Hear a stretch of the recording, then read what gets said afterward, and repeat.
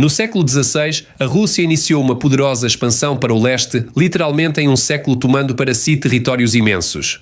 Logo ficou claro que as vastidões sem fim além dos Urais poderiam ser não apenas uma fonte preciosa de peles valiosas, mas também um lugar ideal para enviar todo tipo de elemento indesejado.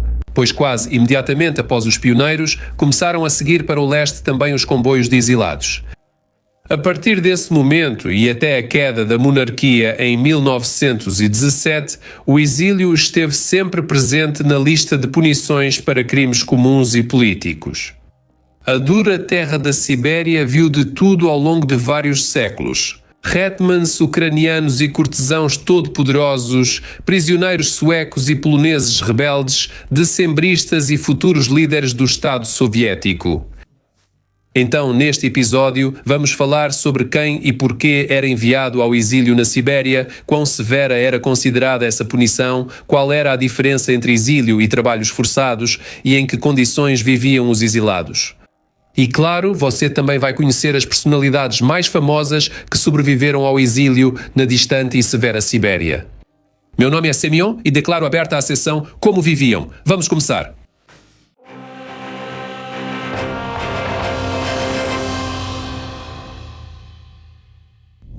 Como tudo começou? O exílio como forma de punição é conhecido desde a antiguidade. Normalmente, criminosos ou simplesmente pessoas indesejadas eram enviadas para regiões de fronteira ou colônias. Assim, dois problemas eram resolvidos ao mesmo tempo. A parte central do Estado se livrava dos elementos criminosos ou desleais, enquanto os novos territórios recebiam o recurso humano de que precisavam. Por exemplo, na Europa, esse tipo de punição se espalhou em 1516. Durante séculos, ele foi utilizado até meados do século passado. Os ingleses deportavam seus criminosos para a Austrália e América do Norte. Os franceses para a Guiana Francesa e Nova Caledónia. O Estado russo, nesse aspecto, não foi uma exceção. O exílio para uma localidade específica começou a ser utilizado já na segunda metade do século XVI, reinado de Ivan IV Vassilievich. Normalmente, o local escolhido eram terras e cidades periféricas onde os exilados se tornavam lavradores ou servidores. Pode-se acrescentar que, naquela época, geralmente eram exiladas pessoas ricas e influentes, boiardos, voevodas, nobres do czar. Para a Sibéria, iam principalmente pessoas hoje vistas como criminosos políticos ou de Estado. Participantes de revoltas, conspiradores, traidores e espiões, falsos pretendentes, críticos da política do governo e do próprio monarca, além de prisioneiros de guerra.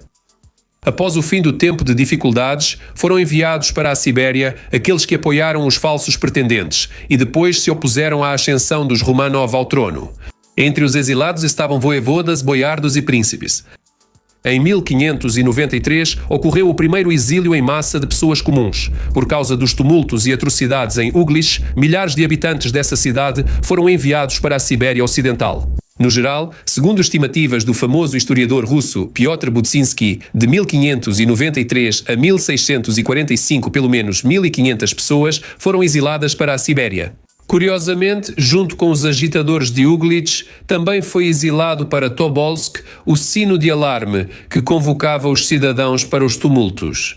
Ele foi derrubado do campanário, teve a língua arrancada e foi publicamente açoitado com um chicote. E em 1593, o sino foi levado em comboio de prisioneiros.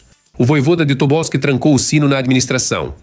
Apareceu uma inscrição: o primeiro exilado inanimado de Uglitch.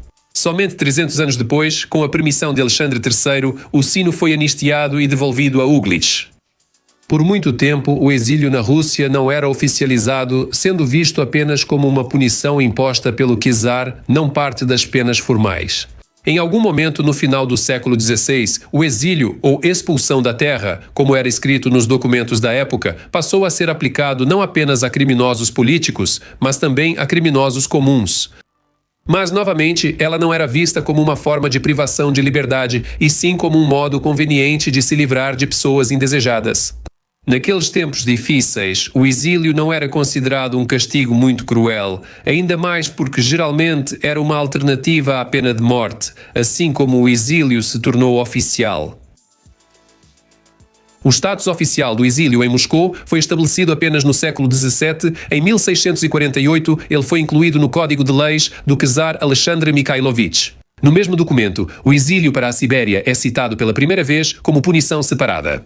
Além disso, de acordo com os decretos daquela época, ao enviar pessoas para o leste, as autoridades desejavam não apenas punir os criminosos, mas também contribuir para o desenvolvimento da região. Por isso, já em 1679, o exílio perpétuo para a Sibéria substituiu a pena de morte para os ladrões. Em 1691, para vagabundos e mendigos. Em meados do século XVII, ocorreu um cisma religioso em Moscou, após o qual a Sibéria se tornou por vários séculos a segunda pátria dos velhos crentes. Muitos deles fugiram para o leste por conta própria, mas milhares e milhares foram enviados para lá à força. Para a distante Transbaikal, também foi o líder espiritual dos velhos crentes, o Protopop Avvakum, assim como alguns de seus seguidores mais próximos. Para que fique mais claro o tamanho da repressão, vale dizer que, nas décadas de 1670 e 1680, os velhos crentes representavam 1/3 da população de Yakutsk.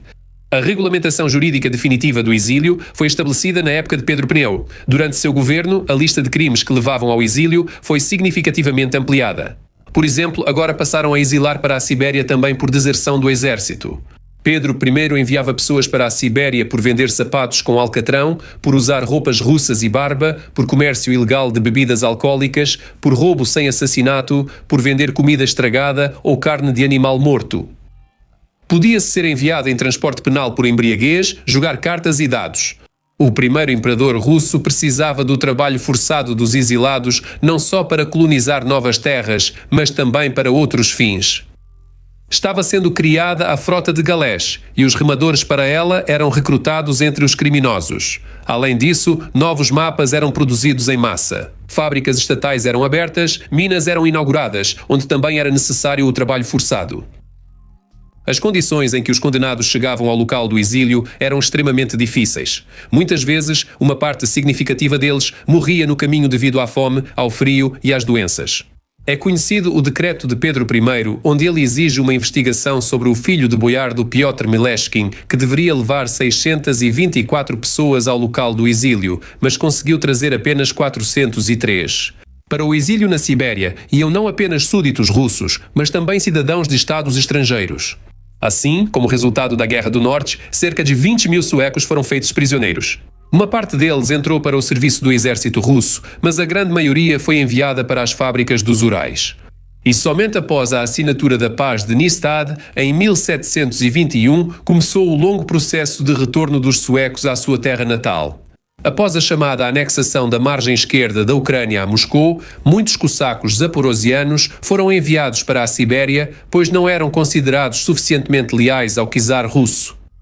Uma nova onda de repressão contra os cossacos ucranianos começou durante o período do Hetman Mazepa. Muitos dos seus companheiros acabaram na Sibéria, onde permaneceram até a morte de Pedro I. Exílio e trabalhos forçados.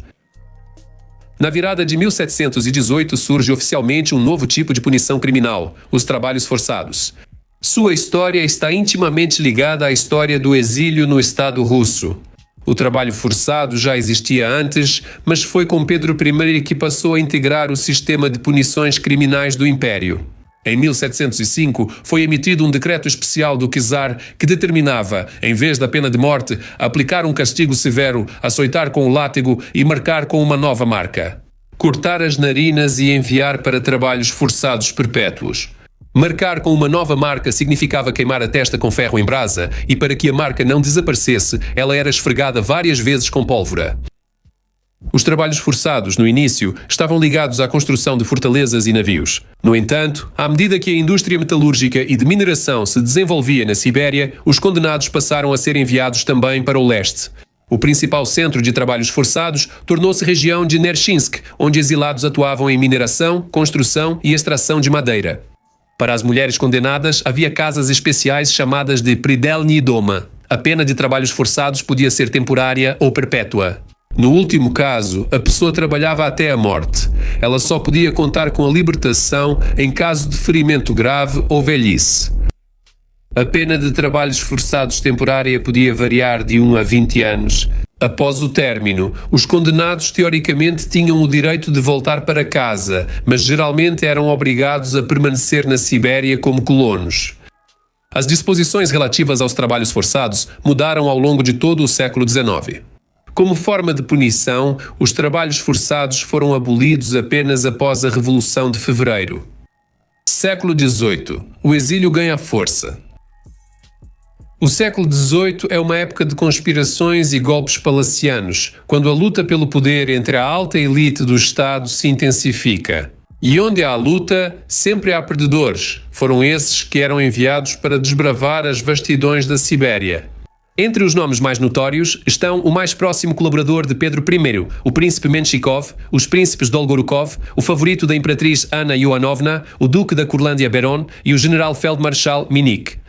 No século XVIII, por sua obra Rebelde, o primeiro revolucionário russo, Radishev, também foi enviado para a Sibéria.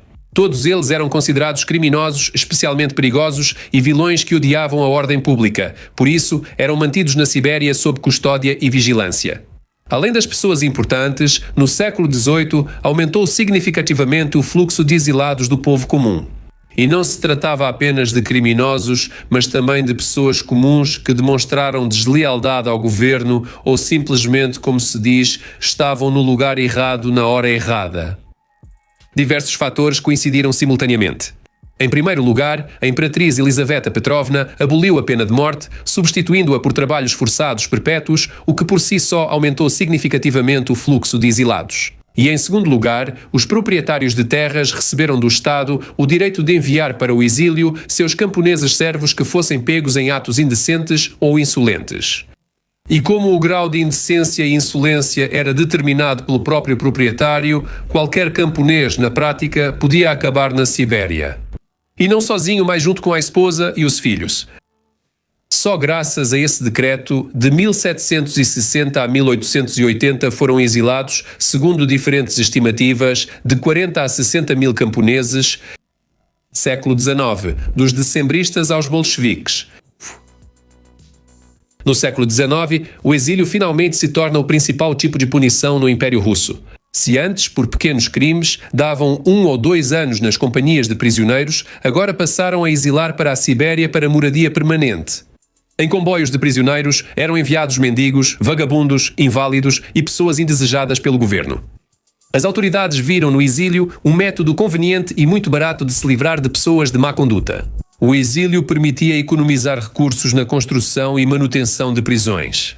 Não gastar dinheiro com a vigilância policial sobre pessoas suspeitas e pagar por dezenas de diferentes punições. Ano após ano, o número de exilados aumentava. Se em 1812, 2.035 pessoas foram enviadas para assentamentos e trabalhos forçados, então, no período de 1824 a 1828, mais de 11.000 pessoas eram exiladas anualmente para a Sibéria. O número de exilados cresceu ainda mais no reinado de Alexandre II. Embora esse czar russo fosse considerado um liberal, o número chegou a 300.000 pessoas, ou seja, cerca de 15.000 pessoas por ano. Outra característica do exílio siberiano do século XIX foi o grande número de criminosos políticos, pessoas que se opunham firmemente ao governo e à ordem estabelecida. Tudo começou com os decembristas, que lideraram uma revolta mal-sucedida em 1825. 120 pessoas dentre eles foram enviadas para a Sibéria para trabalhos forçados ou assentamento permanente. Depois vieram os participantes do movimento nacional polonês, lutadores pela liberdade, petrachevistas, membros da Narodnaya Volia e, mais tarde, membros de organizações políticas de esquerda proibidas. Em várias regiões da Sibéria estiveram exilados Mikhail Frunze, Yakov Sverdlov, Joseph Stalin e muitos outros revolucionários de destaque que mais tarde se tornaram líderes do Estado soviético. A cada um deles, o governo czarista pagava uma pensão de 8 rublos por mês, o que era suficiente para uma vida normal. Também esteve exilado na Sibéria o futuro líder do proletariado mundial, Vladimir Ulyanov. Ele morava em Shushenskoye, alugava uma grande casa camponesa e podia contratar empregados locais. Mais tarde, Nadezhda Krupskaya veio até ele como sua noiva. Isso não é surpreendente, pois os exilados políticos na Rússia czarista sempre estavam em uma posição mais privilegiada do que os criminosos comuns. No geral, o número total de pessoas exiladas para a Sibéria de 1807 a 1898 ultrapassou 86 mil pessoas.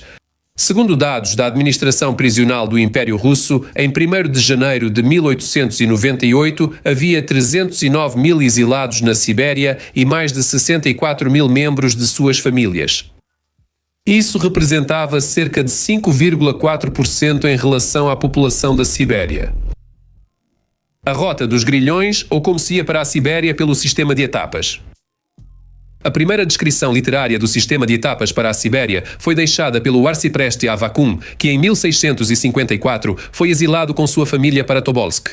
Ele descreveu vividamente as dificuldades do caminho, embora fosse considerado um exilado privilegiado, próximo do czar e do patriarca. A maior parte do caminho ele percorreu em trenós e carroças. Já os exilados comuns tinham que ir a pé, em grilhões e troncos. Antes do surgimento das ferrovias, a viagem para o exílio levava muitos meses e às vezes até anos. O caminho de volta exigia muitos recursos, por isso muitos exilados, mesmo após o término da pena, permaneciam na Sibéria. Por esse motivo, ninguém fugia do exílio na Sibéria. Percorrer sozinho vários milhares de quilómetros por lugares desabitados era simplesmente uma tarefa impossível. O caminho de Moscou até Yakutsk, pela rota siberiana, tinha mais de 7.000 verstas. O povo chamava essa estrada de Rota das Correntes. Os prisioneiros iam a pé, acorrentados com grilhões nos pés e nas mãos, muitas vezes ligados por uma corrente. Desde o fim do século XVII, condenados eram marcados a ferro e tinham as narinas cortadas. Desde 1830, os prisioneiros transportados para a Sibéria em comboios tinham metade da cabeça raspada a cada mês. Até meados do século, não havia alimentação prevista durante o transporte. Os condenados se alimentavam por conta própria ou pediam esmolas. Por isso, não é surpreendente que os transportados estivessem constantemente com fome e morressem em massa, devido às privações e doenças. O envio dos exilados para a Sibéria era realizado inicialmente pela administração da Sibéria e depois pelo Departamento de Investigação. Os condenados eram enviados para o leste de forma irregular. Eles eram escoltados por uma escolta especial que tinha total responsabilidade sobre eles. За возможный побег колодников. Só no século XVIII foram criadas rotas fixas para enviar exilados à Sibéria. Os prisioneiros eram reunidos em Samara ou Kaluga e depois mandados além dos Urais no verão. Eles seguiam pelo rio Oka e pelo Volga até Kazan, e de Kazan pelo Kama até Perm. Depois, iam a pé pelos Montes Urais até a fortaleza de Verkhotury, e então passavam por Tobolsk e Tomsk até Irkutsk e Nershinsk. Na década de 1830 do século XIX, houve certa humanização do sistema de trabalhos forçados russo.